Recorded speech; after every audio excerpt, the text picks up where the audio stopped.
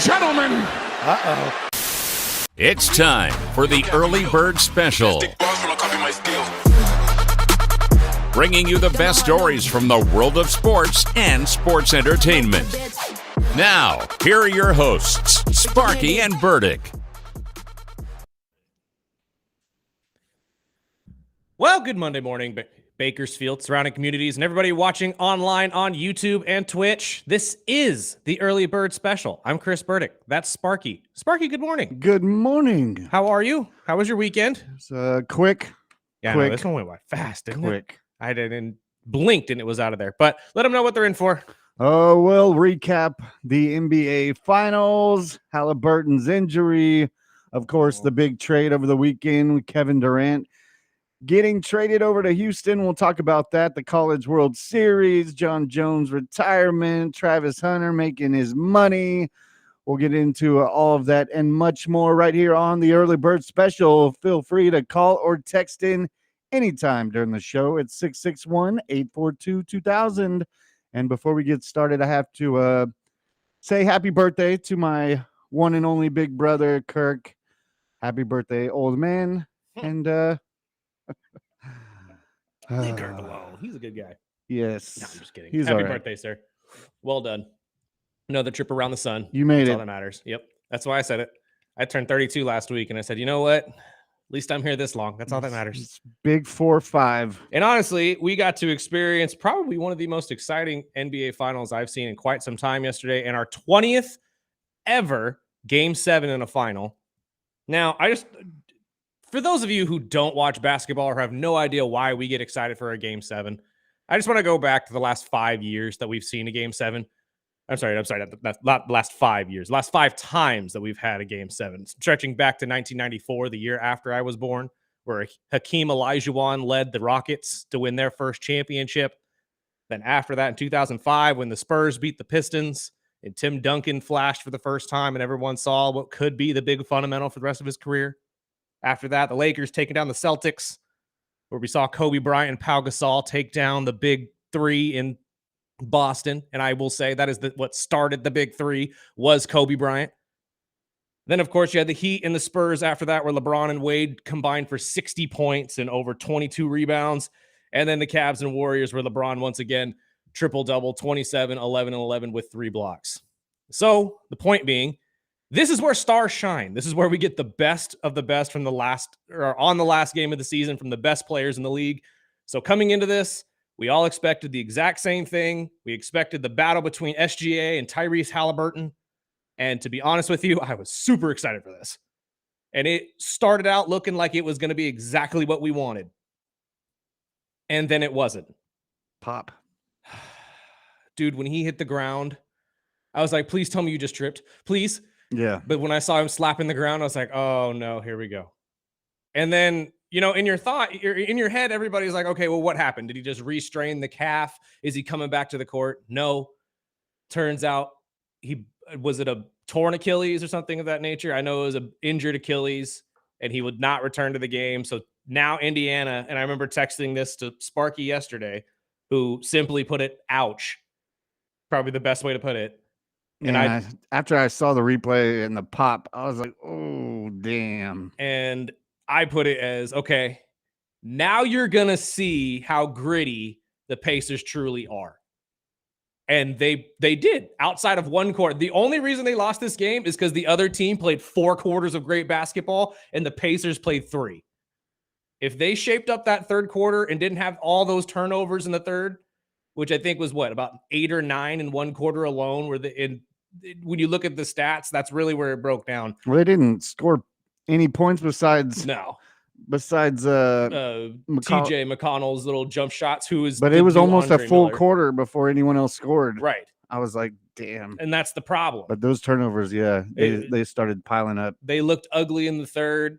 I mean, when you really boil it down overall, I mean, the Thunder outscored them in just turnover points alone, 32 to, I think, 8. So it was ugly up and down the board, and you can't win basketball games that way. I know your star player fell, and obviously that's demoralizing. Pascal Siakam and McConnell did everything they could to keep everybody enthused and emotional. But I think when Tyrese went down, the team said, "Oh God, here we go." Yeah, they definitely looked defeated after that.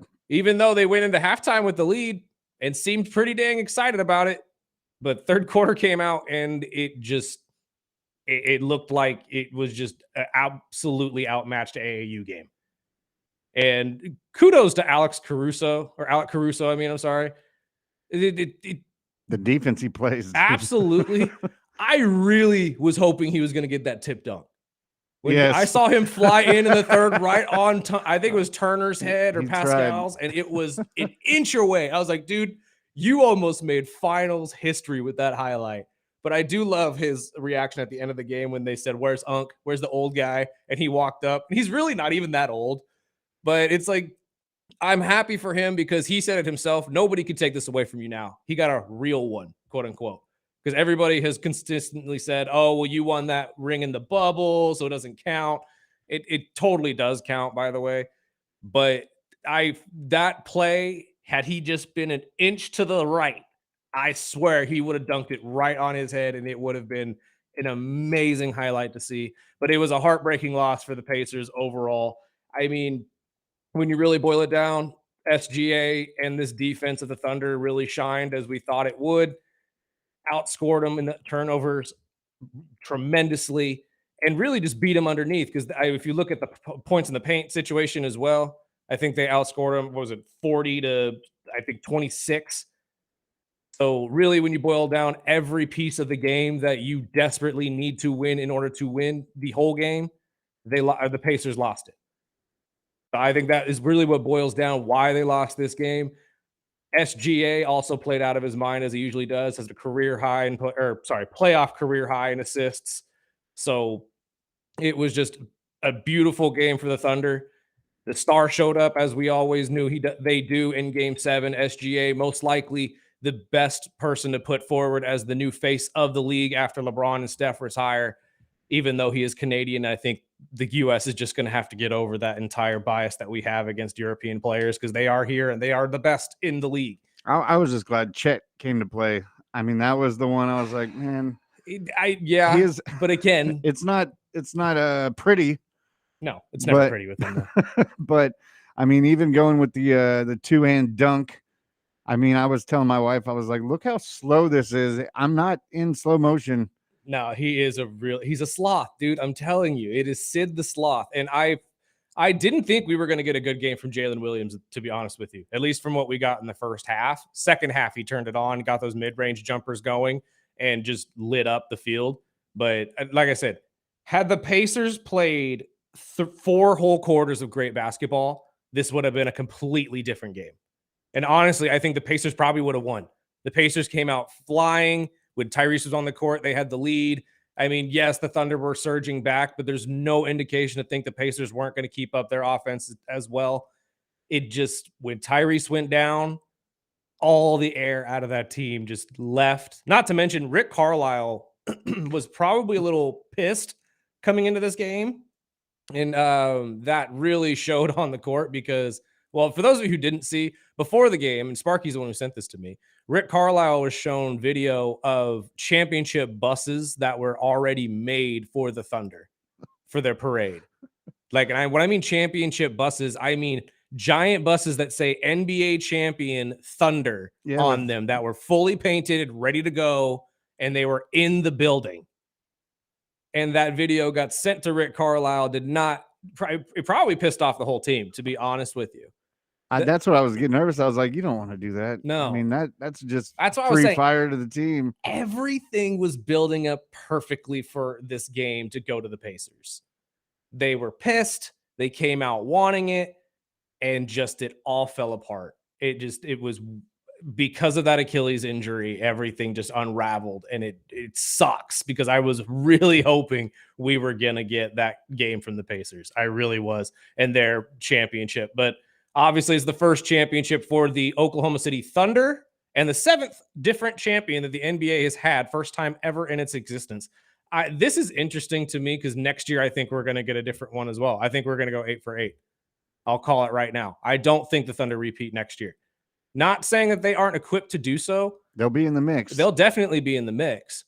But it's very difficult to repeat in the NBA and in any sport, really, when it comes to winning the championship. So I'm not going to go into this thinking the Thunder are the shoe-ins for the championship next year. You're also going to have teams like Cleveland, the Knicks, all these teams coming back from the East that are probably going to want to run it back. I'm sure teams like the Timberwolves are going to come back mad, especially now. And the Rockets, now that they have Kevin Durant on the team. What's going to happen with the Suns? We don't know yet. I don't think they're done rebuilding or retooling, whatever they plan to do down there in Phoenix. The Warriors, you can't count out the Warriors. Never. So it's like, I think next year is going to be really, really interesting. And now that we've seen a whole year of a championship basketball from this Thunder team, now we're going to see how they play when they're not as hungry. Because after you win that chip, not saying that you don't come back the next year wanting more, but some guys get a little complacent. Some guys can live with just having one ring. So let's see who's that guy and what part of this team is going to step up and what part's going to step down. I don't know. I'm just not going to sit here and say that they're the shoe-in for sure. But what are your thoughts? I mean, I would repeat the same thing. Nobody is expected to go back to back. There's so much talent. There's so much growing teams. And I mean, the season starts now, the off season, the draft is Wednesday. You'll start seeing, Durant was the first move. We'll see other teams who's going to go after Giannis, and there's always another surprise or two of trades. So I mean, we're just getting started. But yeah, I would agree. It's always difficult to go back to back, but I will say they're going to be tough. And I mean, I wouldn't say that they're a shoe-in, but they'll be in the mix. So it just kind of depends on, how these injuries how long Halliburton is obviously going to miss some time for a while. Yeah, unfortunately. And with the Celtics dealing with injuries, there's other players that had gruesome injuries to end the season. So we're going to see how these teams are formed. How's this Durant thing in Houston going to deal with, which I know we're going to talk about after the break, but we're still waiting on some other superstars that might be looking for homes. If Giannis is traded to a team like San Antonio or a team, that we're not expecting, that could switch up some things. So now, obviously, the Thunder won 68 games this year. I'm not going to think they sniff 68 again. Maybe they do, but let's put the over-under at 60. Where would you put them? I would take it. You take it over? Yeah. Okay. I think they land anywhere between 60 to maybe 63 wins next year. I think that you get a little bit of a drop, but not as much. I just think there's going to be some of these players aren't going to come back as hungry. Some growing pains. Exactly. And not to say they're not capable of winning multiple championships, but the way the NBA has been, it's a very reactionary league. And I mean, look at the Lakers as well. Just throwing that out there. I mean, everybody has questioned Luka and his really commitment to fitness and losing the weight. I've seen nothing but adjustments there, and he has absolutely lost the weight. So we are going to see a completely different team out of them as well. A full year. Yeah, a full year of it. Same with Durant not Durant, Butler. Yeah, Butler with Golden State. And I just think this is going to be a completely different season or a completely different league next year. So it's going to be interesting to see if the Thunder can stay as good as they were. And there's always the surprise rookies that step in and we didn't expect to be as good as they were when, in college, and, the Cooper Flags, and how is that going to adjust teams like San Antonio? And, we'll keep you posted. We always do, but I'm kind of looking forward to seeing who goes well, because I still think there's some trades to be made before the draft. So I'm kind of on my edge of my seat waiting. Okay, what's next? What's still next? Waiting for that call that San Antonio traded for Giannis. It fits to me. I don't know why. But then again, last week we were telling you Kevin Durant was going to Miami. So we could be I could be completely wrong on this. But there's something about Giannis to San Antonio that just works for me. I'm just waiting for that to pop up on the ticker. I want to see what they have to do to get him. Yeah. Well, you're going to have to, I swear it's going to have to be that number 2 pick. I know they sit there and say they're going to take that, but I'm like, And do you take them out of the sweepstakes if they don't? No, because the number 14 is just as alluring if you're the Minnesota or if you're the Milwaukee Bucks. So you expect the Giannis thing to happen in the next 2 days? It would be, I would expect it because of the draft capital, yes, but is it a for sure? No, because obviously if you're San Antonio, you are in no hurry. Yeah. None at all, because you'll take 2 draft picks instead. But at this point, like, if you have the opportunity to get Giannis, you're obviously going to want to get Giannis. Or maybe San Antonio just says, fine, we'll draft Dylan Harper, and then somehow Milwaukee talks them into putting Harper into the deal. What about Miami? I could see it, but I don't know if Milwaukee would want to trade him to an Eastern Conference team, especially Miami. Yeah, and if you do trade to Miami, then you're at least getting Tyler Hero or something out of it as well, because you're not going to just take chump change and draft capital for Miami, because Miami's still a playoff contender. So the idea of their draft pick being higher up, or I'm sorry, lower down technically on the board, is ridiculous for them. And why would you take that draft capital if you're just trying to build around something new? I would say focus on a trade with San Antonio, because at least there you get lowest 14, highest 2. Like, I don't see a loss in that situation for the Bucks. But we'll get into the trade over the weekend with Durant. What you think? Do you like the trade? Let us know. 661-842-2000 right here on the Early Bird Special. ESPN Bakersfield, 1230 a.m. 101.1 FM.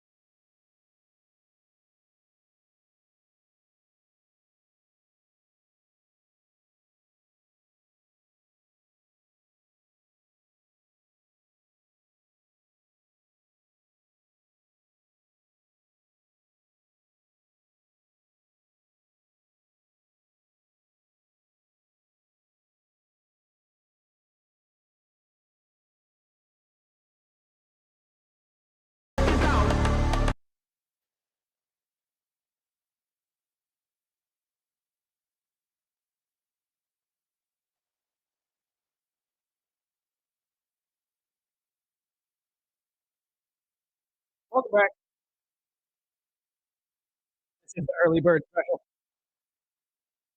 He tries to wake you up with some metal in the morning. Little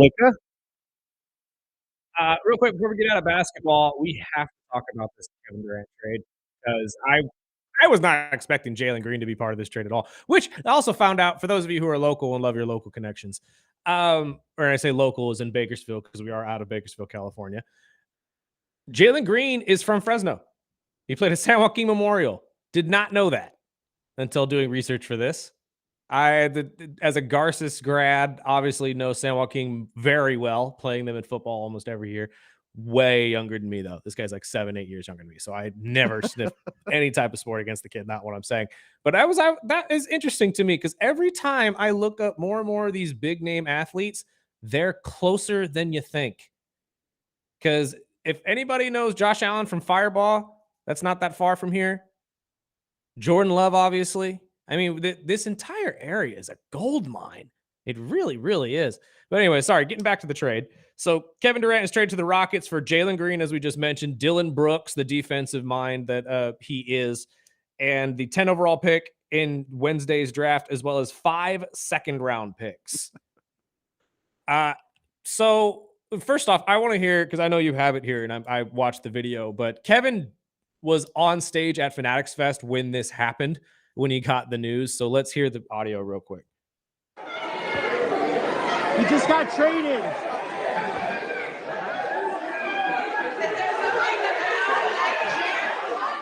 Houston. Say it again. What'd you say? You just got traded. It seems like there is a news report that has just taken place about Katie's destination. I believe that Katie has been traded to the Houston Rockets.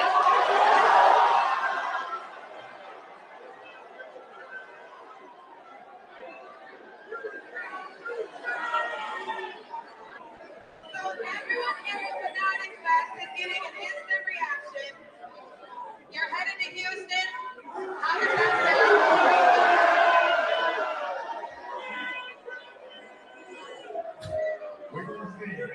Good on Taylor Rooks, man. We will see. Good We on will see. Taylor Rooks, man. I mean, I can't. That's a crazy get right when that happens. But he was, I guess, surprised and pleased with the move. They asked him afterwards, how he felt. Was he heartbroken that he was leaving Phoenix? He pretty much said, no, they wanted me out. I wanted to leave. So I'm glad we were able to figure something out. No harm towards them. No harm, no foul. But good luck to you. And I'm out of there. Yep. You got what they wanted, and I got what Exactly. I wanted. So there you go. Before we get to the actual pieces of the trade that were sent, though, Kevin now completes a very interesting accolade, I guess you can put it, with the rainbow jersey collection. He is now one of 14 players that has played in every single color of the rainbow. And I'm kind of curious to see if any of our listeners or you, Sparky, can get any of the other 13 players that are on this list. 2 of them are very well known. Some of them, if you're a big basketball head, you'll know a lot of these names. You got any ideas? No. None at all. I would think Mark Malone. I know he played for everybody. That is probably, I'm sorry, I should say modern era, guys. The list I have is modern era more. But you're probably right. Malone probably would be on that list as well if we went back far enough. I'll give you. I'll give you. No, although he's probably on this list. We got to get to that as well because now every single one of the big 3 from, I guess Oklahoma City. You can't say Seattle because James never played there. Now have all played in Houston as well. I was trying to find the clip. There was a clip from James Harden said, I wouldn't mind going back to Houston. Of course he would. Again, all these guys at Fanatic Fest. That was actually fantastic, and we'll get to that in a little bit. No.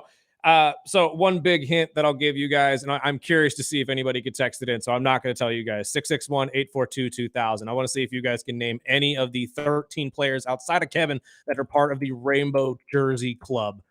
One of the biggest hints, Diesel. I just gave it to you.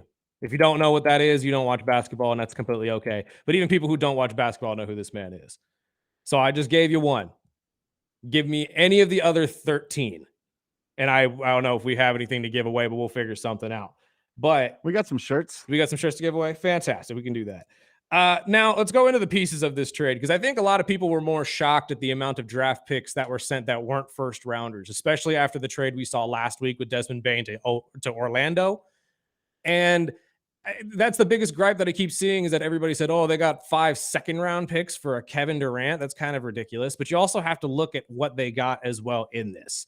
Jalen Green is a bona fide star that honestly is building on himself. Granted, he had a really bad playoff run. I mean, really bad playoff run. He had 1 game for 38 points, and the rest of them, he couldn't score over 12. So it was not pretty for the young star in the playoffs whatsoever for Houston. However, he still has a big upside. And if you're a team like Phoenix who's looking to retool maybe or ship out a lot of these players, because I think guys like Bradley Beal are most likely going to get shipped out. And honestly, if you're Houston, you get rid of his contract, which is good. It's about I want to say $60+ million cap hit in the next couple of years, 30 for the next 2, I should say. But if you're Phoenix, you are moving on from Kevin's contract as well. And like I said, I expect them to move on from a guy like Bradley Beal, who's currently sitting at about $50 million in his. You're getting this guy at a bargain. And you get a guy like Dylan Brooks, who has turned around teams with his defense alone, Houston being that team. He was there for 2 years, and they went from a 50+ loss team to a 50+ win team. And let's not sit here and say that he didn't have anything to do with it. The guy averaged 14 points and was arguably the best defender outside of Ben Thompson. So if you're Phoenix, I don't think you really lost out on a lot, and you got a lot of draft capital. A ton. So I think you're good. Plus that 10 overall pick, now you're sitting pretty to find a big man to help fill this out. I think that 19-year-old from Duke would look real good with this Phoenix team right now. And especially if you end up keeping Devin Booker. And then you look at Houston. Now, Houston, everybody's kind of wondering, what are you going to do at the guard position now with him gone? Let's not forget, last year they had the number 3 overall pick where they took Reed, the guy from Kentucky, Reed Shepherd, who's a 3-point shooter. And honestly, I would expect to take a much bigger leap into the fold next year than he did this year. You can move Thompson over to the 2 and put Kevin at the 3, have Jabari start at 4, and Sengun at 5. And that is a massive team. And I mean that in size. Massive team. And a solidly defensive team that's still young. They could potentially get a little bit better from this. I'm more shocked that you gave away a lot of the backcourt help, obviously. But with Kevin's scoring ability, I think you kind of make up for that. I don't know. What are your thoughts, Sparky? I like the trade. I just I want to see how they finish it off with, whether it's the free agency. I do like the move from Phoenix as well, because they have a new coach coming in. They moved away from Durant. Now they can move on, and they've got a lot of talent on that team, plus a lot of capital. I don't think they're done. No, especially with all the draft capital. And I mean, I know second rounders don't mean a lot in basketball trades, but 5 of them, I mean, that's insane. That's at least stuff that you could move around yourself if you ever needed to. And honestly, like when you look, I know for a fact they're not done, because right now, as you look at this team, 4 of their starting 5 are shooting guards. They're all the same position. So yeah, they're not done. They're definitely, I would assume Bradley Beal is going to be the next one to go if they could figure something out to ship him out. I don't know if you move Booker unless he wants out. If Booker is fed up with his team, then I think you do right by him, and maybe he goes to Miami and rejoins with Tyler Hero. And we get an all Kentucky team in Miami. It would be gross, I know, but hey, I could totally see it. But that's kind of the point, is I know they're not done. We're going to see a lot of movement from Phoenix in the next couple weeks to, if not months, when this entire thing runs forward. That's what sucks about sitting in here. I know. It is what it is. You think it's going to be Booker or Bill? I think Beal is the best one. Because now that you got that thought in my head, and I'm thinking, okay, well, Booker in Miami would just make sense. It does, but again, it's if Booker wants to leave. Yeah. I'm not sure if he wants out of that situation. And please inform the old man that he is on video. You're on video, old man. Just saying. We can see you. That's Scott Cox. That's Scott Cox. You're for people seeing who on don't camera. want the morning show over on Kern Radio. But yes, no, it really just depends on what the stars want at this point, because the stars are really what drive the league in the first place. If Booker wants out, I say do right by him. He has done nothing but right by you, and he wanted to build a super team with you. I just don't know if you're going to be able to put that together. I really don't. But with this draft capital, again, sitting pretty at number 10 right now, I would be very shocked on Wednesday if they don't take a big man. And we will go through our mock draft, not the whole first round, because that would just take a lot of you guys probably don't even know the other 20 players. So we'll get into our mock draft, whether it's tomorrow or Wednesday. But we did have a couple of texts before we move away from basketball. Mhm. One said Game 7 would have been better, obviously, with Halliburton. I think OKC goes back to back. I know it's not easy, but they have a ton of talent and would expect them to add another piece or two this offseason. And you know what? I didn't even think about it until you texted me this yesterday, Sparky. But if for some reason the Thunder had lost that game, I wouldn't be surprised if they jumped into the trade talks for Giannis or somebody big like that and tried to pull a Golden State and say, you know what? Let's get rid of somebody and just put somebody there. Like if you figured out a way to trade maybe Chet, That's exactly what I heard yesterday morning when I was driving in. it's like They were the ones that brought it up on Unsportsmanlike, and they were saying Chet for Giannis. and a draft pick for. I could see it, and it would actually make them better. I would be very impressed if they would have been able to pull that off. With the championship, though, I doubt they're looking to retool. Although I've been surprised before. You never know. The next one says KD to H-Town, let's go. It's the old 94-95 Rocket teams with the Dream, the Glide, the Jet, Sam Cassell, Maxwell, Robert Ory. I love it. I wouldn't go that far. Now let's look. That's a lot of shooting guards. Sengun and Jabari and Kevin. This is all going to look really nice on paper, but let's see how they work together. Because again, when Kevin got traded to Phoenix and everybody was super excited about the Beal, Booker, Kevin Durant mashup, we all thought the same thing. And that was a younger Kevin.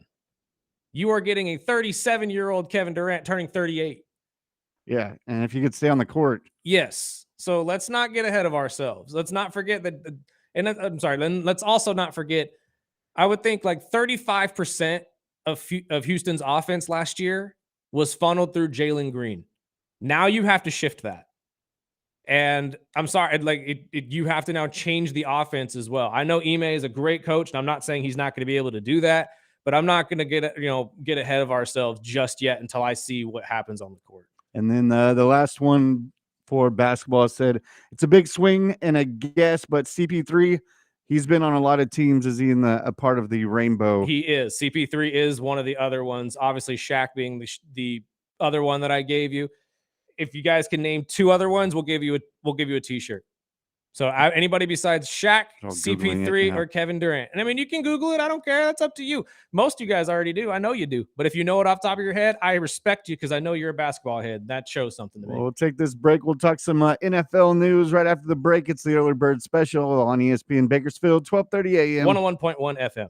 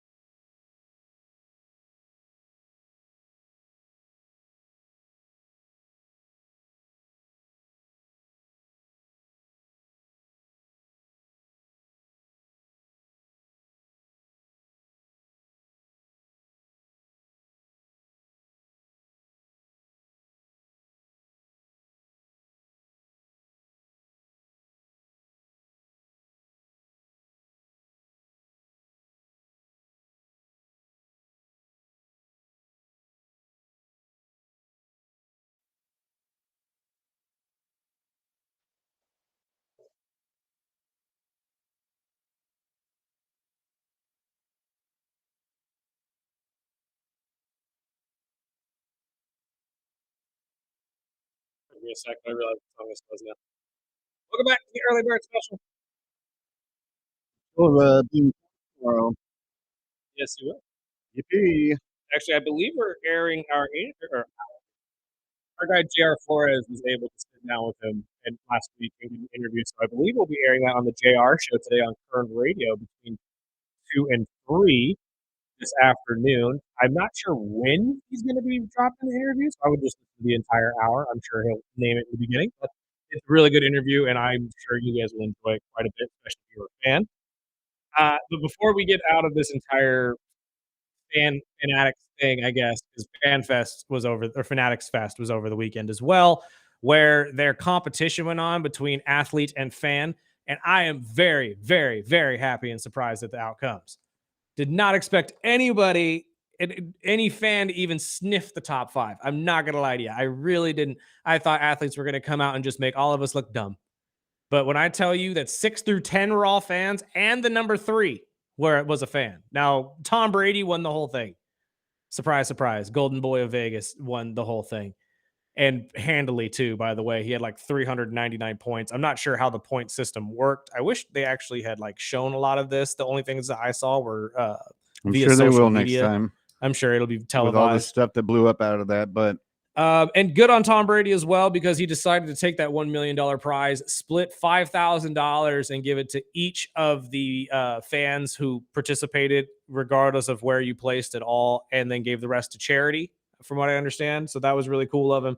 And not to mention, I guess he made a deal with the the 3rd overall, the fan from Pennsylvania, the teacher who ended up winning the gold LeBron James rookie card. I believe, what would you say? He sold it to he turned Tom around Brady? and sold it to Brady for $250K, and then he threw in a signed Brady jersey and a card, which obviously it will be worth probably another $500,000 here in the next 10 years if he waits a little bit longer. And I was wondering what the events, they range from quarterback drills, basketball shooting, and then the WWE entrances. So that's the why one I kept seeing was all their Brady entrances. One. That's the one I saw, the Brady one, when he ripped the Eli jersey, jersey, and then Eli went and jumped on his back. I did think that was kind of funny. The Eli jumping on his back at the end. I thought that was just a random fan at first. I was like, who the hell is this kid jumping on Tom Brady? And then it's Eli. It's like, oh, okay, cool. And then the other thing I saw too was the baseball part of it, where they did the pitching challenge, where I think all the challenge was just hit it in the zone and you get points based on where you hit it. Then they showed the Burrow pitch. Did you see that? Oh God, he lost to multiple fans in the quarterback challenge. Yep. I don't even know what you had to do. I'm assuming quarterback challenge is probably just based on accuracy, and you have to throw it through hoops and stuff like that. Like exactly what you had to do. Yep. And how do you lose to fans to that? You were a professional. Like, I'm sure he wasn't trying. I'm not going to sit here and say they came out like it was the Olympics, but he looked like Tiffy throwing the pitch. Oh God, because that was a bad. I was like, for a quarterback, that was really bad. From what I understand, so did Eli. But when Tom Brady and all them walked up to watch Eli, that's when you started like just beelining them. And I'm like, really? So you really are just saying whatever. And then when your rival shows up, oh, I got to look good now. It's like, that's crazy to me. But yeah, so first place went to Tom Brady, where he won $1 million for the Fanatics games, the inaugural games. Second place went to UFC's Justin Gaethje, who ended up winning the Ferrari 812 ST or GTS. I'm sorry, I'm not a big car guy, so I don't get the numbers and the letter things. And then the fan came in third, Matt Danish, who is a 39-year-old Pennsylvania teacher. That's just so cool to me. If I could ever reach out to this dude and have him on, I'd love to talk to him about this, because just the fact that a fan came in third overall, like without being helped, like he actually did this himself. He's 39 years old. That's a really cool thing to me. It's a really cool story. And I like this. I hope this is televised next year. I genuinely do, because I think we missed out on a lot of really cool stuff. Wrapping up the top 5, James Harden came in 4th and Eli came in 5th. 6 through 10 were all fans. I didn't write down their names because obviously they're normal people like us, and obviously not a lot of people know who they are. I wish they did one in California, because that would have been cool to see. Honestly, I think they will eventually. This is something that I think Fanatics is going to move around everywhere, so they can kind of just capitalize on most of this stuff, especially places like LA, Vegas, and stuff like that. I'd expect this to pop off more often. I was expecting it to be like a couple $100 to get in. So I was looking up, I was like, okay, how much did they did they pull from all these fans? It was only Right. like $60. Well, and hear me out on this too, Sparky. The LeBron James card that Tom Brady bought wasn't even the most expensive card that was purchased that day. Nope. Because at the second day's after party at a event that was hosted, I believe, by Jaden Daniels and the Washington Commanders owner and Fanatics themselves, the owner of the Commanders, Josh Harris, called out for whoever had the most expensive and just incredible Jaden Daniels card right there, and he was going to buy it from him. A group from Florida walked up with a pristine black prism 1-of-1 Jaden Daniels card, and the owner bought it off the guy right then and there for $500,000 and a signed Jaden Daniels jersey. I'm like, you made $500,000 on a piece of cardboard and a signed jersey from Jaden Daniels, which if he gets anywhere as big as we think he could potentially be, would probably be worth another couple $1,000,000. That's incredible because not only is it validated that it's yours because of the video and all this other stuff, now it's so valuable to people because it is the one that was bought at Fanatics Fest when this happened and the video went viral and all that type of stuff. So that's going to compile all the value to all of this. This dude's going to make a lot of money based on this deal. And that's crazy. $500,000 for a football card. Like, don't get me wrong. I grew up playing card games and stuff like that. I grew up collecting cards. Man, do I wish I would have held on to a lot of these. I don't think I had anything that was worth that much, but if it sniffed anywhere close to $500,000, I would have been happy. I was trying to think. I saw a video of Logan Paul buying a card off a fan just so he could burn it. Probably. But I couldn't find which card it was. I wouldn't doubt it. I mean, it's Logan Paul. He is a collector in himself, though, in his own I want to say it was Cody. Oh God, it would be a Cody card. Why do we gotta burn that? Like that's. I just saw the video and you could barely hear it because it was from a fan, but he was talking about, this is the guy that me and my new tag team partner was beating up. So he's like, I got to buy that card off you. And it was like $5 to $6 grand, and he just forks it out and then turns around and burns it. So out of all of the Fanatics Fest videos that we saw, I know most of them were the entrances for the WWE. Was Tom Brady's entrance your favorite? No, I mean, it was funny. I was trying to think of. I saw the guy that dressed up as the guy that Barkley hurdled. Oh yeah, I saw that video. Good. That was pretty good. That was pretty good. And then I saw the. That's gotta be a pain in the ass to walk carry that around on your head, dude. Like the sacrifice that cosplayers make for their craft is incredible. And then what was it? James Harden was dressed with Hogan as Hogan. Yeah, I was like, I probably wouldn't have picked Hogan, I probably wouldn't have picked that either, but that's a bold choice for James. That's whatever helps you out, bud. I don't care. My favorite by far, Kane Brown.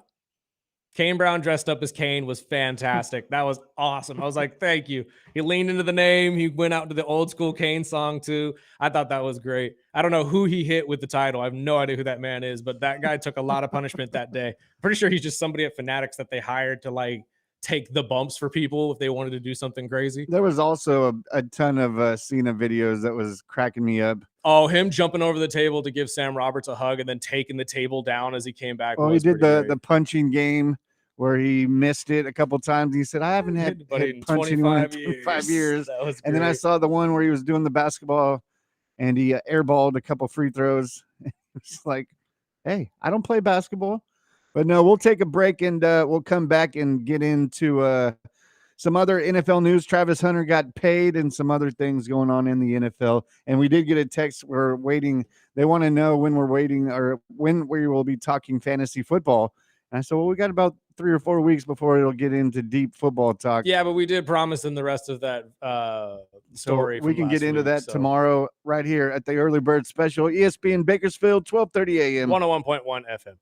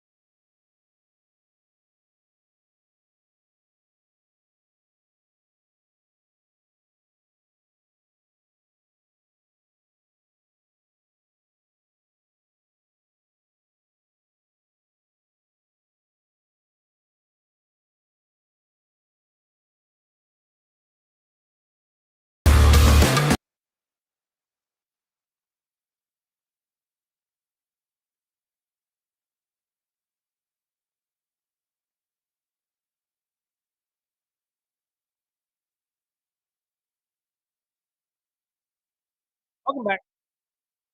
All right, I usually like to wait for break. This is the early bird special. I am Chris Burdick. That's Sparky. Before we get out of here, or I'm sorry, get out of the world of fanatics, I forgot to ask one thing. How much would you pay for a piece of memorabilia, Sparky? You're a collector. I know that you obviously have had your moments of paying more than you would like to, but what is the most you would pay? Hearing all of this money being spent for trading cards and stuff like that. I mean, it depends on the item, Mhm. but So I if would usually somewhere around 750. So and just anywhere, but you wouldn't go over a Depends on what grand? it is. I mean, if I'm gonna spend over a grand, it's got to be a one out of one type thing, or Mhm. something that fits my collection. Because I don't just collect random stuff. Mhm. I mean, everybody that is in that collector world, they have their own niche of what they collect. Yeah. I've always collected vinyl or the Undertaker stuff, Korn, Kiss, Mm. stuff like that, Miami Dolphins. And, I bought one of the, I've got an Undertaker signed urn that I won in a Raz type deal. But Love that. I mean, my wife always says I have the force because I rarely get into these type of giveaways Mhm. but when I do, somehow I pick the lucky numbers, and I've always used the same numbers because that's just my lucky numbers. And I've gotten lucky. But if it was like a one out of one or something that was numbered or fits Mhm. something, like I wanted one of the old when the Dolphins switched stadiums from the Orange Bowl to the new stadium, Mhm. which was Pro Player at the time. They were selling seats, fold out seats, and they were orange from the Orange Bowl. Yeah. And I wanted one of them, but they started at $150, and Oh, they $150. I'm sorry. but once That's they started selling them quick, they went up and people started reselling them for triple the price. yeah, I'm like, yeah, I'm not touching that. yeah. No, it doesn't Plus, surprise me. I need to find somewhere where I could just put a random seat, and it also feels like where you can fit something. Yeah, and I mean honestly, like as great of a sentimental value as those are, usually they're not the best seats either. Like my Mhm. uncle Well, now they're numbered, so yeah. I wanted a certain number. Oh, true. I'm just Makes not going to sense. just randomly buy one. No, So if that's it was going also to true. fit, I wanted one, That one you of were those gonna get, numbers. yeah, the number that you wanted. No, that's also true. I don't know. My uncle, who has now since passed, had bought his his seats from Candlestick before they had closed that as well. So he had those in the backyard. I don't know if they pretty sure they still have those, but like so I understood that from when he bought those. But like for people who buy them and stuff like that, I'm just like, you're not gonna sit in that anymore, No, and though. a lot of them will take them out to, signing events and get Yeah, and players get to them sign signed. them, and then you have to pay the extra fees to get them, certified, and then now you're talking about a $150 seat that's now over Oh $1,000. yeah. So I mean, it is a tricky hobby, I'll tell you that. And That's true. I had to kick back because I was wasting a lot of money where I would turn around, and I put them a lot of them in cases Mhm, and put them in storage, so I didn't see them, but I didn't sell them either. mhm. So I was like, well, whenever I die, my son can go through those and find out if that's enough to There pay any for my value. funeral. Yeah, there you go.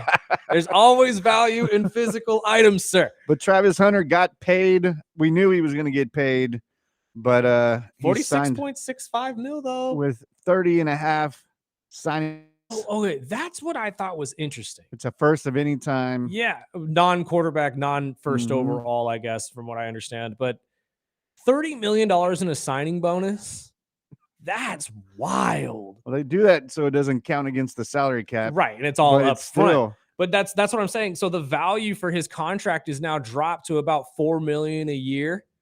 So good for you if you're the Jacksonville Jaguars, because that gives you plenty of room. But like, can you imagine what's going to happen in 4 years when he re-ups this deal? And now your signing bonus is probably going to be closer to 50. yeah. You Like, got to get what you can out of him. exactly. And hope he stays healthy. And then and the argument we brought up last week as well, what position are you paying him to be? Are you paying him to be a wide receiver, or are you paying him to be a cornerback? Because when it comes down to the tag, that's gonna matter. As we Yeah. did with Deebo Samuel, That's going to matter. Is he a running back or is he a wide receiver? Is he a wide receiver or is he a corner? What is he? And if he does well on both sides, it's only going to cost more. And that's what I'm saying. And I think that's what Jacksonville's hoping for, is that they can somehow turn it to be the cheaper of the two options at the time.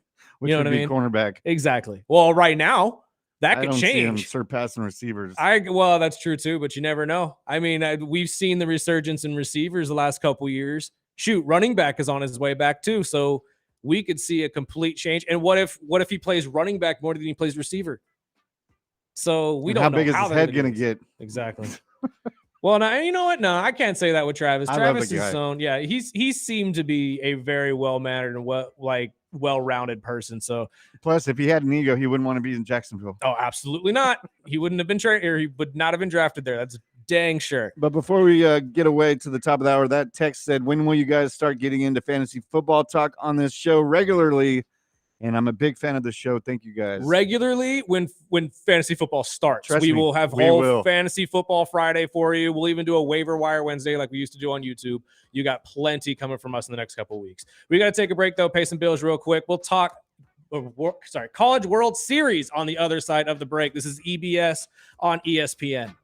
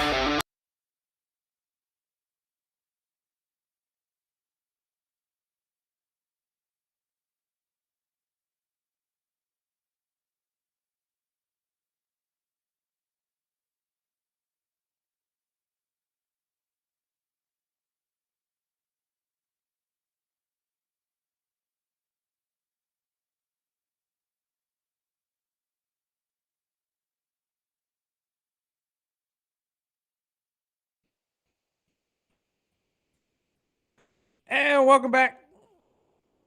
This is the Early Bird Special Hour 2. We got plenty of other stories to get to, and Snacks will be joining us at the bottom of the hour as well. Talk a little NBA one final time before we let him go and get to his deal. He is on 93.1. You can hear him every single day. However, we got to talk College World Series because it got hairy yesterday. It got hairy very, very quickly. I was very shocked. But the Coastal Carolina team against the LSU Tigers, LSU won the first game 1-0.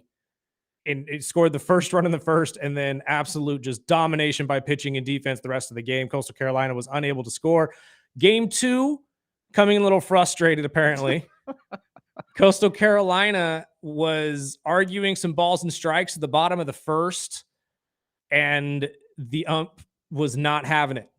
Was not having it at all. Swiftly threw out the Coastal Carolina's head coach, who just for stepping on the field and arguing a couple pitches, saying he had messed up 3 pitches now, and he was swiftly tossed, caused an entire kerfuffle.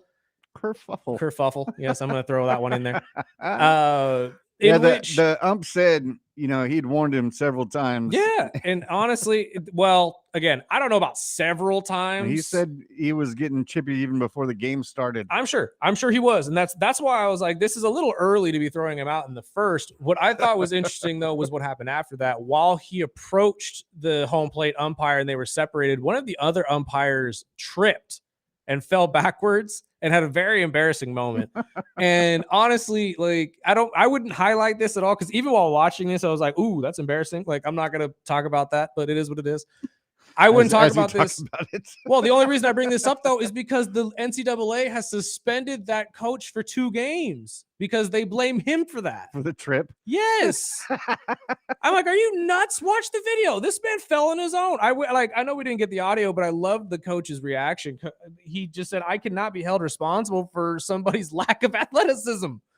It's true. How are you going to suspend the head coach 2 games because your umpire tripped and looked dumb? That's not his fault. And then also, by the way, the first place umpire for the Coastal Carolina team was also shipped out as he walked down and got mouthy with the umpires as well. So, and he was like, well, I don't even get a warning. It's like, no, because you went out of your way, dude. Like, you weren't even in the conversation. So I don't blame him for throwing him out at all. However, this ended with some great baseball. Honestly, Coastal Carolina got a good lead going. LSU was able to tie it off of a double. And then I believe in the 4th inning up against Coastal Carolina's undefeated, just stud of a pitcher who's going to be great in the majors, the LSU Tigers hit 2 2-run singles to take a 5-1 lead. The Coastal Carolina team, I can never remember what they're actually named. I think it's the Cherokees or something of that nature. Hit a home run, I believe, in the 7th or something like that, a little late in the game. We got as close as 5-3. But then LSU threw out this kid who has only seen the field 4 times in the College World Series. And I don't understand why, because he was throwing literally 100 miles an hour and just high and tight, just sent the first 5 guys straight to the bench, and it wasn't even close. I'm like, how is this kid not your everyday closer? This guy's in college throwing 100 miles an hour, and he's not your everyday closer. I'm very shocked by this. But at the end of the day, the LSU Tigers win it. Jay Johnson, the coach of the Tigers, is the first ever Division I coach to win 2 championships in his first 4 years. The closest anybody's ever gotten to that has been in 8 years. So LSU, and also I believe this is the sixth time an SEC team, has won the College World Series in the last couple years. I think 11th time in the last 16 or something of that nature. Either one of these guys would have been interesting, because Coastal Carolina was looking to become the first team since I believe Michigan back in the 60s to win a championship in their first 2 times being in the final. So it was great baseball regardless, but the LSU Tigers finished their undefeated run in the College World Series to win their 8th school championship. Did you get to catch any of this at all? I did. I enjoyed the first game. Did you? I didn't get to catch the first game. I watched the first one, and then I watched here and there. I was switching back and forth with game 2. I was pushing for LSU just because family in Louisiana, but naturally, I wanted a game 3 just because there's not a lot of sports on a Monday. Mm-hmm. So I was like, maybe I could maybe I'll force a game 3 and I'll get to watch the whole game. But no, I was happy. I mean, LSU looked good. It was a ton of great pitching on both teams. So, I mean, the future of some pitchers that are coming out of here, I'm looking forward to seeing. And I saw that LSU with that championship only trail one other college on most College World Series. And I'm sure you know who that is. That's USC, baby. That's right. USC, number 1 team in baseball. No, I'm just kidding. We can't win a dang game. I am so disappointed in my Trojans. I'm sorry. Don't get me wrong. We won our first intergrouping game in a long time this year, and I was very excited. I was like, yes, maybe we're going to break the streak. Maybe they're going to get past it. Yeah, no.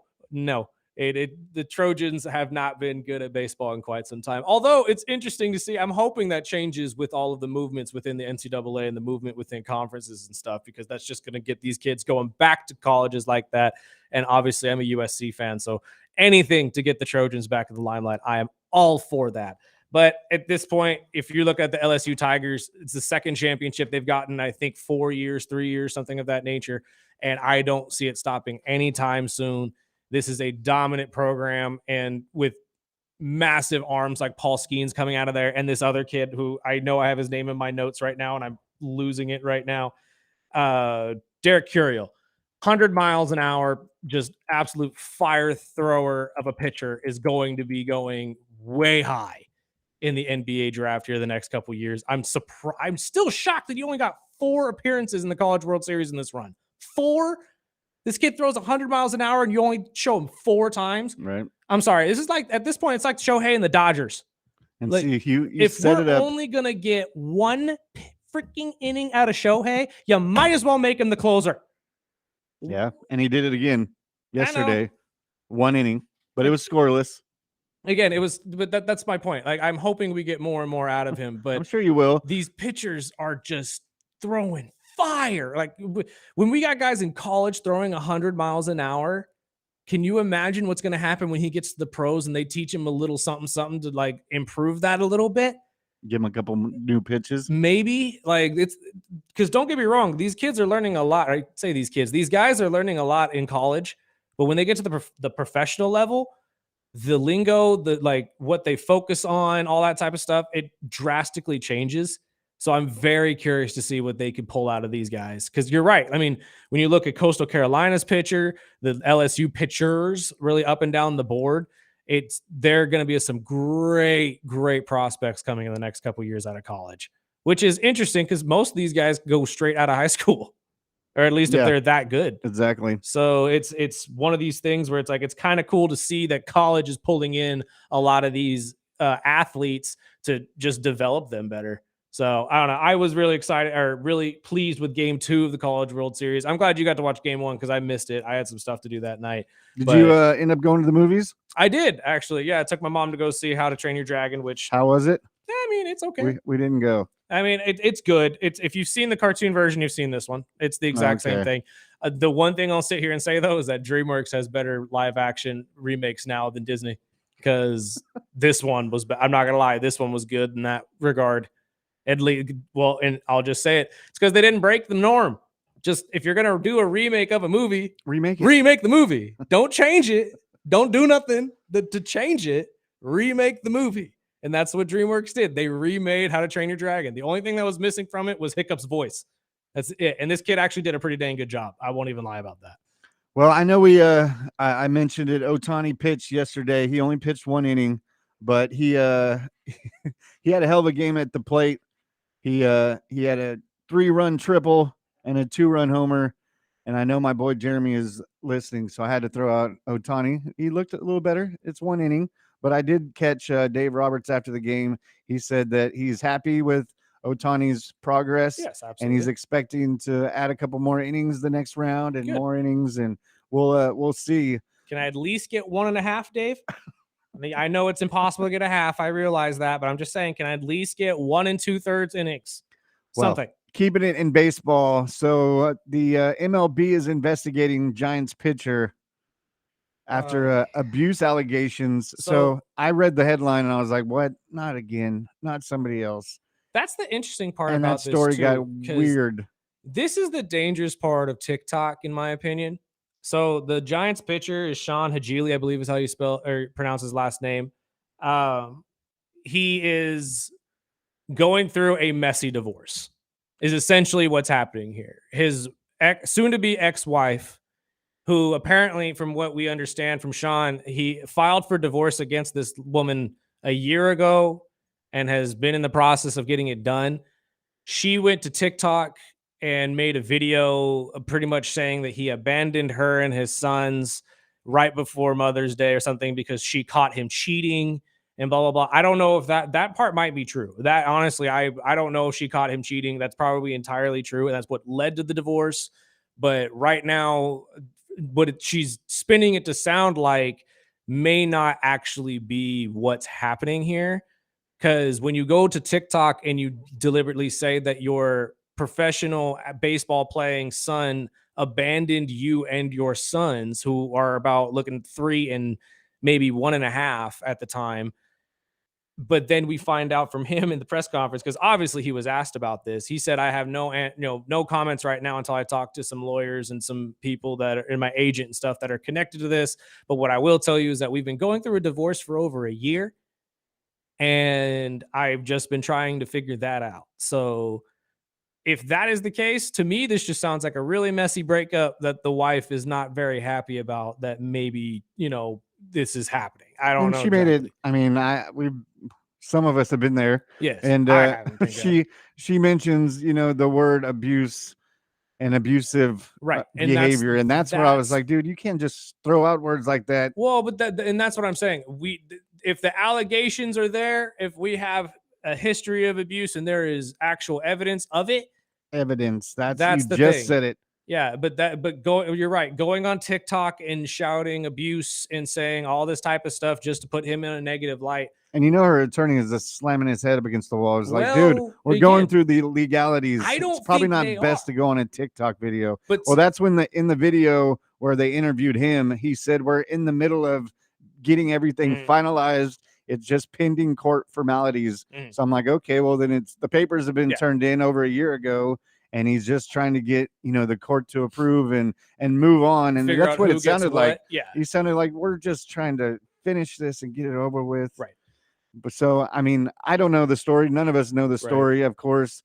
But it's just when you throw out the abusive word and going on TikTok, that's probably not the best route. That's the thing, though, is I don't know if that's the case anymore. Because hear me out on this. And I've been talking about this on the shows I produce as well, and it just kind of makes you think about it. But when you think of cases like I'm drawing a blank on their names, but the brothers that are in jail that they just had the Menendez brothers, exactly. And then you had the lady last week who just got off with the cop thing. All of these people are going on podcasts and getting their name in lights and having people see them in different ways and creating opinions about them that essentially create doubt that potentially they did or did not do what they claim to have done. And I think that that's kind of what she's trying to do here. Is she is trying to paint a picture so bad of this dude that potentially she can get more than what she's already going to get. Because if they go back to court and she pulls the abuse card and there's any history or any kind of like proof of that, he's done. His entire career is over. She gets way more than they probably are already planning on getting now, and she gets vindicated for all of it. Because again, she's already vindicated if the story is true that she was cheated on. But again, that's why I think she did this, because it makes all the sense in the world that you're stirring up for more. Or if she sat there and just, is like I said, some people are just evil towards others, especially when they're being scornful. So maybe that's the case. I don't know. I don't know exactly what her intentions are, but I'm just saying in today's world, I would not be surprised at all if she went to TikTok on purpose. Oh yeah. Stir it up to get more out of this. I would not be surprised. But again, we don't know the long story of all of this. All we know from his side is that they've been going through a divorce for over a year. And from her side, now we're hearing abuse. So we'll let you know when we get updates on this story when they arise. Hopefully it is not as bad as what it seems to be, in my personal opinion. I hate to see athletes go down like this, but if it is true, they will most likely nip this in the bud. But from what we understand from the Giants organization, they are well aware of the situation. They've talked to Sean about this on multiple instances, and they are well behind him. So we'll see how this shapes up in the near future. Well, we'll take our break and we'll get into John Jones right after this break. It's the Early Bird Special on ESPN Bakersfield, 12:30 a.m. 101.1 FM.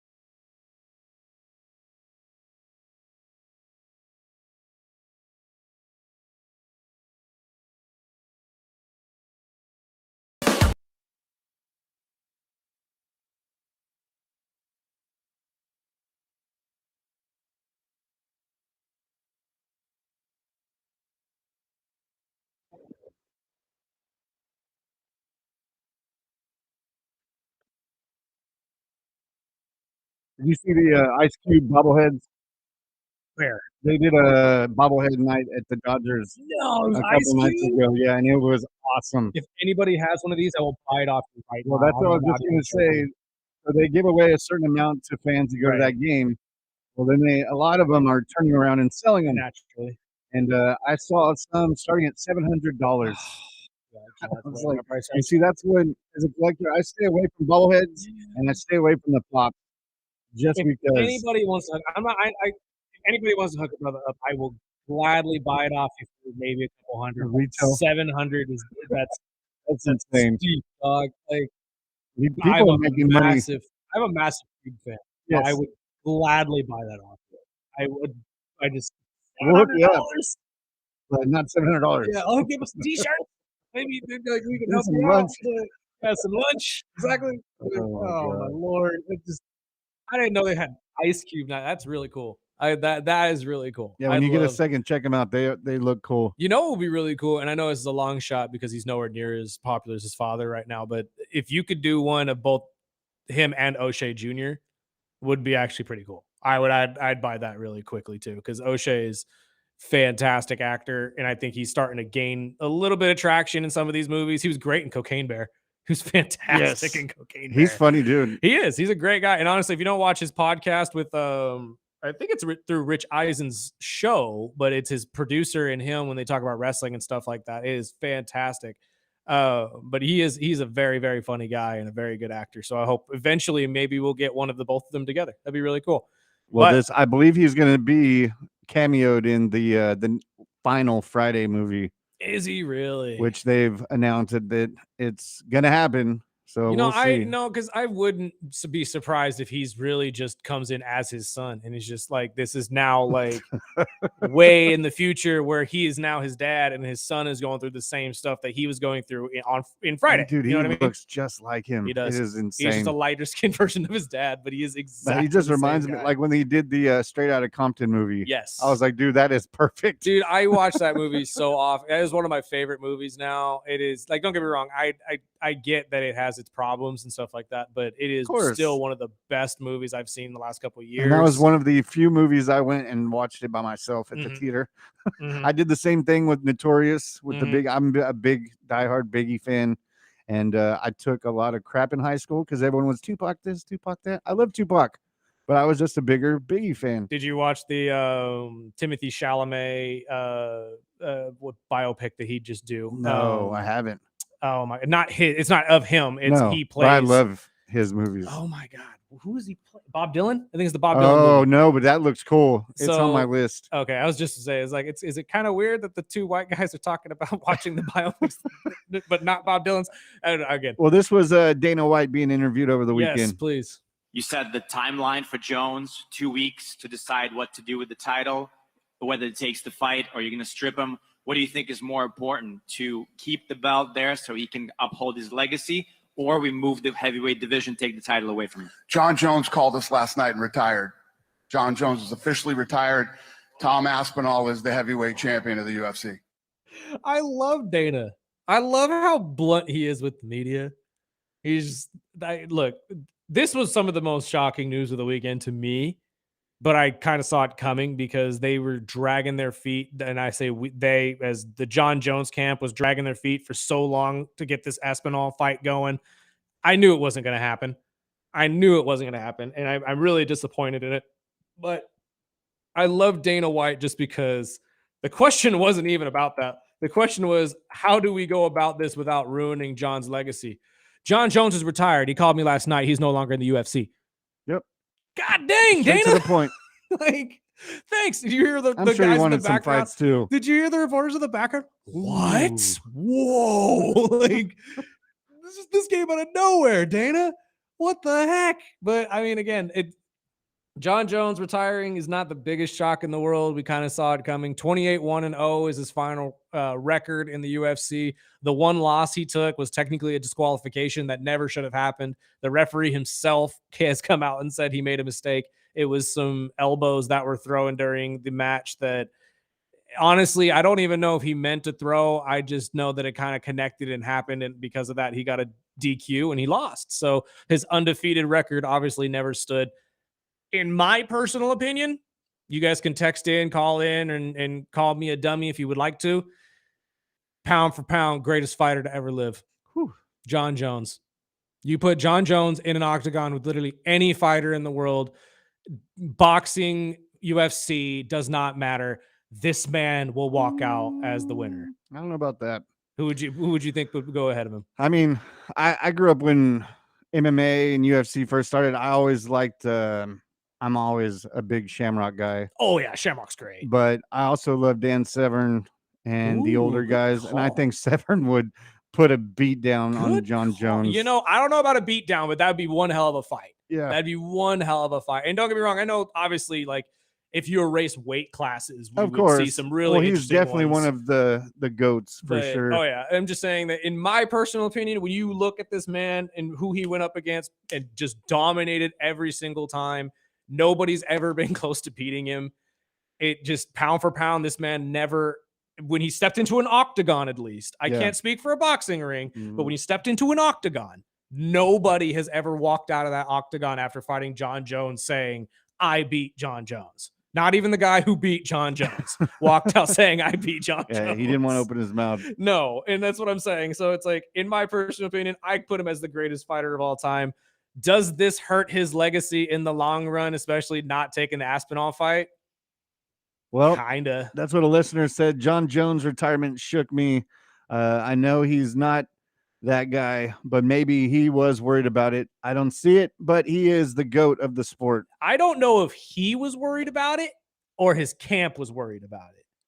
I think in a lot of senses in fighting, especially in combat sports, there are instances where you really want to protect your record. Obviously, Floyd Mayweather went through the same thing towards the end. I think John was kind of going through the same thing. I think that him and his camp really just erased that 28-1 and went 28-0 and said, do we really want to risk putting a 1 up on that board? Like, he's already at the end of his career. You don't got to prove nothing to nobody. And honestly, the Aspinall fight would have been really entertaining, but is it worth it in the long run? And I think the camp just said, nah, Yeah, no need. need to do this. No need to chance it and put the belt up. Just let the kid walk away with the belt. You did everything you needed to do, and now we're moved on.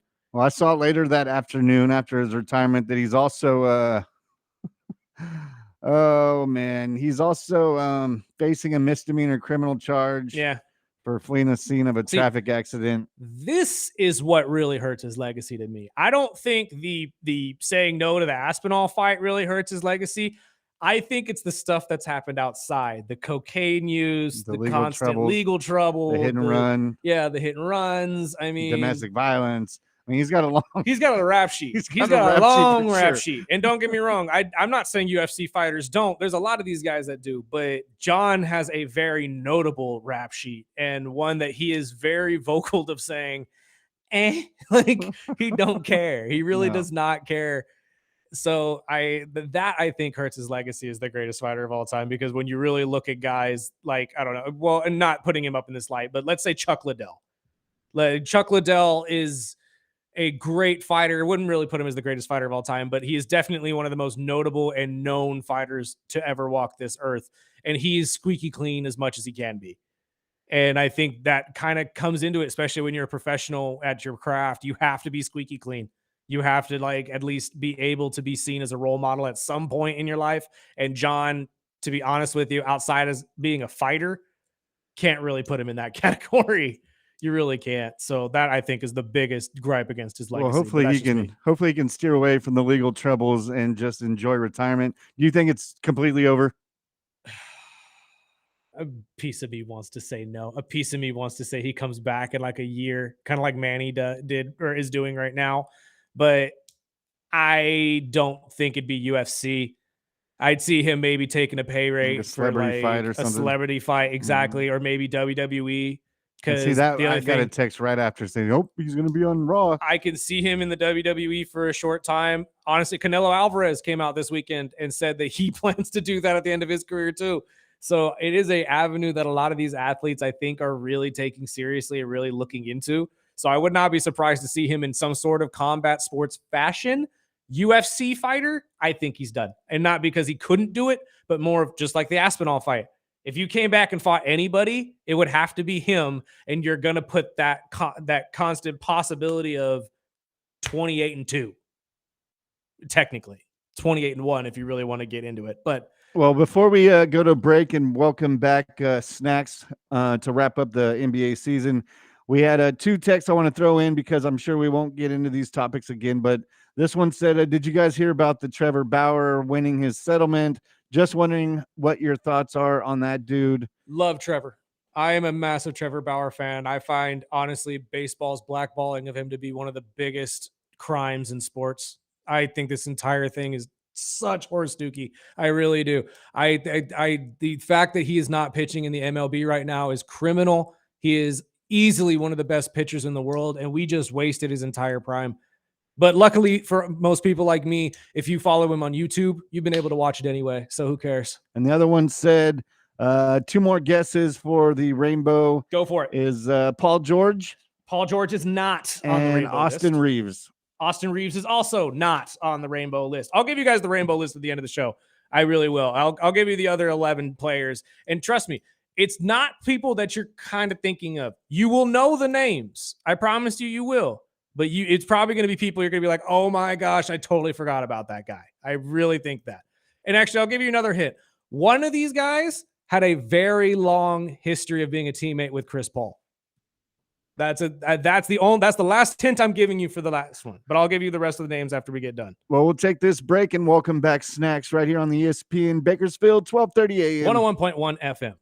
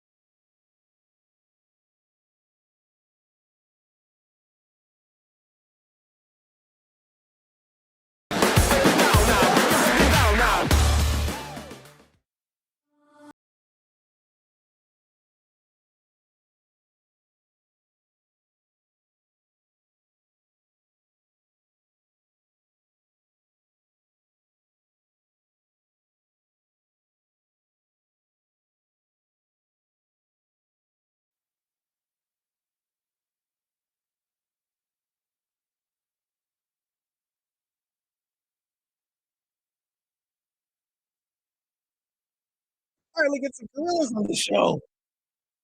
Oh, I'm so excited. It's not even one of the known songs either. I like. Have you heard the Dracula song they did Oh, years ago? yes. So good. So good. All right. Welcome back to the Early Bird Special. I'm Chris Burdick. That's Sparky. And one final time, we got to pull our guy Snacks in here to talk basketball after the finals, Game 7 last night. Sir, how are you? Snacks? You alive? You asleep? Yeah. I'm There there. he is. Sorry. Hi. It's like you fall asleep on us again? What's happening? No, no. I said hi. I'm here. But what do we watch now? Now that basketball's over. Baseball. I'm into baseball, so that's my next step, and wrestling, of course. But baseball. Come on, man. We got to get. Okay. I thought you were a Cards fan. Aren't you a Cards fan?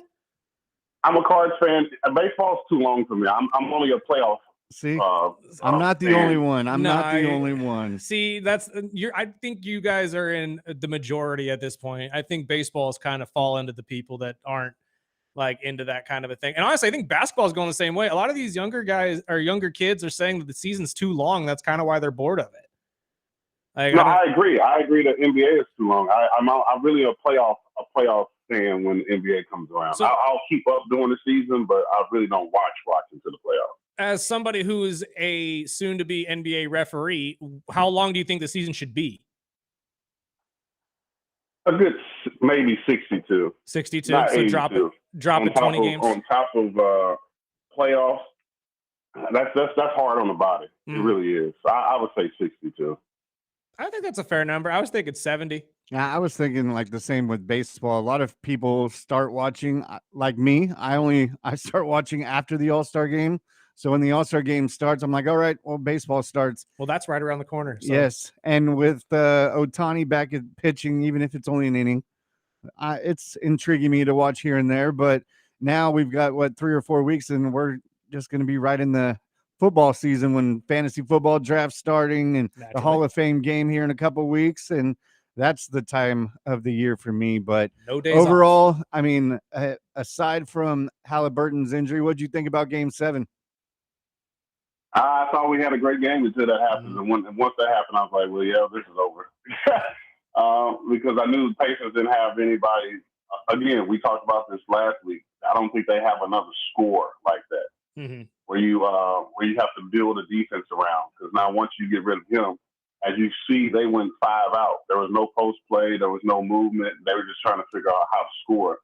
And so once that happened, I was like, yeah, this is going to OKC, which you don't want to see because you want to see the best players out there, especially in the Game 7.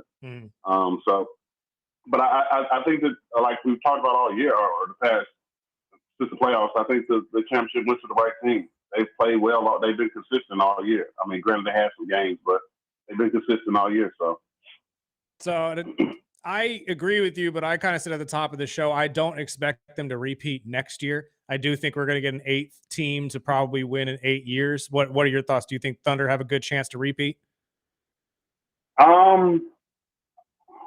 Like I mentioned before, if they keep everybody, yes. If they don't, of course not. And even if they keep everybody, I think they'll get back to the playoffs. I'm not sure if they're a repeat team. So I think I agree with you on that. I don't see them going back to the championship because some teams are going to revamp over the summer, as we saw yesterday, which I don't understand that trade at all. But well, let's get right into that because that was one of the main topics I wanted to hear from you. What did you think about that Durant trade? I thought, okay, it might be a good trade if they kept Jalen Green and what's crazy ass name? Dylan Brooks. Dylan Brooks, yeah. If they kept them, but if you're getting rid of the best players, I mean the good players, to bring in one good player, like who is there to build around? Right. And so that's what I mean. I don't know how that trade really made sense. And for KD, bro, you're at the end of your career. Just stay somewhere. Like what are you doing? Like you got your 2 titles, you made a legacy for yourself. Like don't be that athlete that messed up your legacy trying to get to the correct team to win another championship. Just stay somewhere and just get the money now. Like nobody cares anymore. Well, I'm glad you brought that up because I didn't get to ask this question to Sparky earlier, so I'll ask it to both of you. Do you count Kevin Durant as a journeyman now, since this will be his 6th team in 18 years? 100%. Yeah. It's always hard for me to put KD in that one of the best in the world conversations because he always went to a team where there was other best in the world. Right. Yeah, I lost and- respect for the guy when he went to Golden State. You know, I was a big fan of the three in OKC, and I was hoping that they would stay together. I knew once, you know, Harden, you know, I knew he was building his own path. So I knew that, okay, well, these three aren't gonna mesh for multiple years, but I was hoping that they would have stayed and won a title or at least got closer to one. But once Durant, you know, started flopping and went over to different teams, and once he went to Golden State, I was done with him. I was like, really, dude? Like, I had respect for him. I thought he was going to be one of those loyalty type players, but I also get both sides of it. It's the part of the game now. But do you see, I mean, does this open up the Giannis trade? I mean, we're only a couple days away from the NBA draft, and I know the talk has been, you know, teams like San Antonio moving one of their top picks to get him. And what do you think a Giannis to San Antonio would look like? Scary. Yes. That's what I'm saying, dude. Right. Scary with him and Wemby. And I would say Chris Paul having those two options. Well, that's if Chris goes back. I think Giannis has to. I'll say what again. I think Chris is a free agent right now. I don't think he's signed with the team right now because they have De'Aaron Fox at point right now. Oh, they do have De'Aaron Fox. Oh, Jimmy, yeah, scary. That's scary. It's still scary, yeah. That's what I'm saying, dude. And if they are able to make that trade happen without trading Castle, the rookie of the year from last year, like San Antonio could be a top 3 team in the West next year if they do this trade correctly. Yeah, they will be the team in the West. You have him and Wemby. I just think Giannis will have to come in with the correct mindset of not always needing the ball. And not demanding the locker room. Just come in and be a leader, be a player, but don't bring all the his later years at Milwaukee, you can see he was getting frustrated. I think we need the earlier, more humble. We get the earlier Milwaukee Giannis in San Antonio, that's going to be scary. Really, really scary. Like, I'm just thinking of the things that he could teach Wemby too. Like just being the athlete that he is and the freak that he came in as. And well, obviously Giannis being a known name because no one knew who he was until he actually started playing for the Bucks. But now I feel like he could be the perfect guy to help Wemby really turn into like that dominant big man that we all think he can be. And I totally agree because if you remember when Giannis first came in the league, he looked like Wemby as far as size-wise. Exactly. So getting him in the weight room and like building him up to this monster that Giannis is now. And if Wemby can still be able to shoot after gaining that weight, because that's another thing when people gain all that weight and like, why can't he shoot anymore? Well, it's also hard to change your shooting when you change the mass majority of your weight around and your body's not able to move as quick as much. So if he's able to contain all that, that's a scary kid in the future. So on the opposite side of this trade, though, I don't think Phoenix is done moving a lot of these pieces. Do you think it's more likely that they move on from Devin Booker or Bradley Beal with both of their contracts being ridiculously sized? I see Brad because Brad has been more injury prone. And also Brad hasn't really shown anything since he's left Washington, which is funny because I know the Beal family very close. Do you really? I used to play with him. Yeah, I used to play with Bradley Beal's older brother. So I actually saw Brad come up playing basketball. Like every time out, he would get up at least 30 to 40 shots between timeouts and he would make half of them. So we always knew that Brad would be the one to make it to the league. But his past few years, I think injuries have kept him down, but I think they'll move on for him. I just think Devin Brooks. If I'm saying his name, yeah, is their franchise player. But to bring Jalen Green in and Dylan Brooks around that, like who are your bigs? Who else do you? Because Phoenix Suns fans don't even want Jalen Green.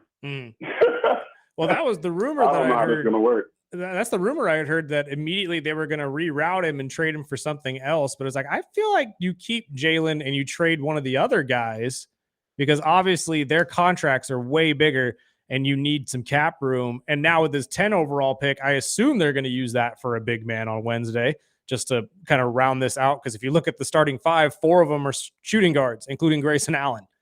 So it's kind of a weird makeup for the team right now.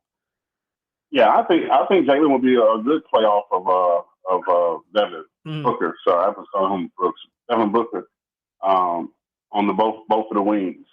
I don't really think Jalen has come to his full potential yet, as far as on both sides of the water, defense and offensively. I think he can be a good defensive player. You know what you can get out of Dylan Brooks. You're just going to get a bully.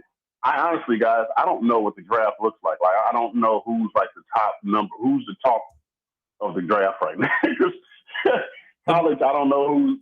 Well, the way college is now, you don't know who's good. Like, you don't know who's and how they can I step don't know into what the these real teams are league. Yeah. getting.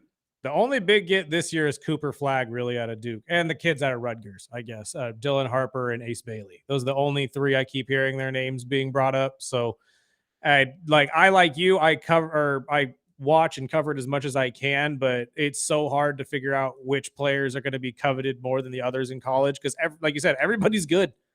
Everybody's got one player that could potentially make it to the league. So I don't know where they are going to land. Yeah, and that's kind of like how I treated the NFL draft. Like, I know everybody talks about the Shador situation, but I look at it as like if you didn't paint that picture or have that story, how many people were watching the draft after him and Travis got drafted? Like nobody. Right, exactly. Because who else do we know other than the kid from Penn State and a couple other and Ward? After those people, we're not watching the draft. We don't care about the draft. So they basically got viewership for the next 3 days creating that story. Right. I mean, well, it's hard to make your draft appealing when you have to compete with people like the NFL who have it as a giant spectacle every year. And it's just when you're comparing the two, it's apples and aircraft carriers. So, but before we let you go, my friend, I have been challenging everybody since Kevin Durant's trade, and Kevin has now completed the rainbow colored jersey moniker, if you want to call it that. Do you know any of the other 13 players that have matched that or that have also reached this coveted group in the NBA? Oh, no, I don't. No, I don't. Set him up. It's tough. I've easily lost this. It is tough. Well, like I gave everybody two of them because CP3 and Shaq have also been in this team or in this group of players. But I'm about to give everybody the other 11 players on the other side of the break. But I was curious to see if you had any guesses as well. No, that totally makes sense. Because there's probably so many more. Like you said, 11 more people not out yet. And again, this is just modern era guys that have played in the last couple, like 10, 20 years. Because my old ass is like, oh, Mark Malone, he played for almost half the teams. Yeah, I'm sure there's way more that I haven't even written down on this list. But I just went out there with the younger people since everybody, I don't know if anybody's going to get the ones back in the 70s and 80s. Yeah, I'm sure you're just doing superstar because there's some people get traded every year. None of these are superstars. I promise you right now. None of these players are superstars. Because I'm sure when he goes down this list, I'm really like, yeah, he's been traded like every billion team. times. But we appreciate your time, Snacks. Enjoy your off season and catch our boy on Hits 93.1 every day. And we'll talk to you once we get closer to the NBA season. All right, brother. I appreciate you all for having me on. All right, brother. Have a good day. We got to take a break real quick, and we will pay some bills. You are listening to the Early Bird Special on 101.1 FM, 1230 AM, ESPN Bakersfield.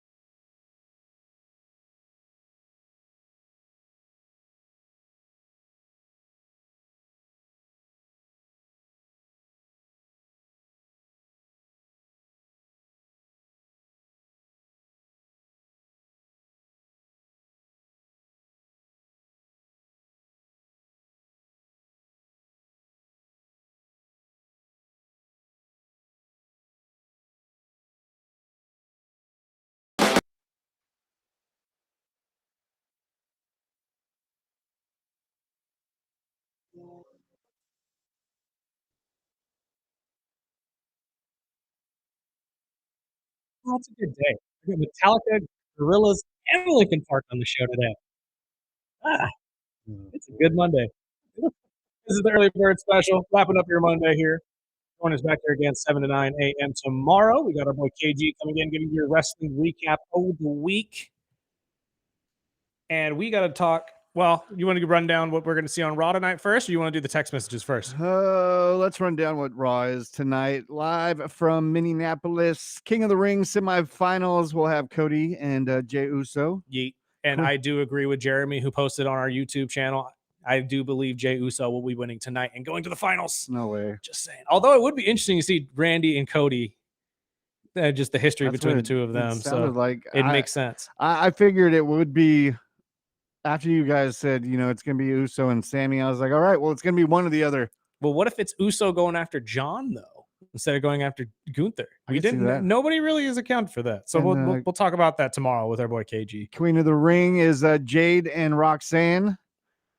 Gotta go with Roxy. And see, I'm starting to think Jade, because I think they're having a little too much with Roxanne right now. True. And I think she's going to end up having to move over and team up with Raquel. Well, especially with the injury, I think that with Liv Morgan, that is probably on the table. I think the plan was for Roxanne to win. Yeah, I think they're going to have to change it up. They probably pivot. I could see that being the case because my initial thought coming into this was that we were going to get some interference by Naomi, the women's Money in the Bank winner, who has a feud going with Jade right now. So I would assume at some point she's going to pop up and somehow Roxy would win off of that.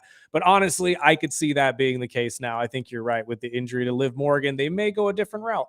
The Intercontinental Championship with Becky and Bailey, which will be tonight. Going to cook, although there's going to be interference from Lyra. It's going to happen. I'm sorry. I know it's going to be a bummer, but as long as we keep the mics out of their hands and all three of those women in a ring together, I don't care. Just keep the mics out of their hands. Then we get Braun Breaker against Penta.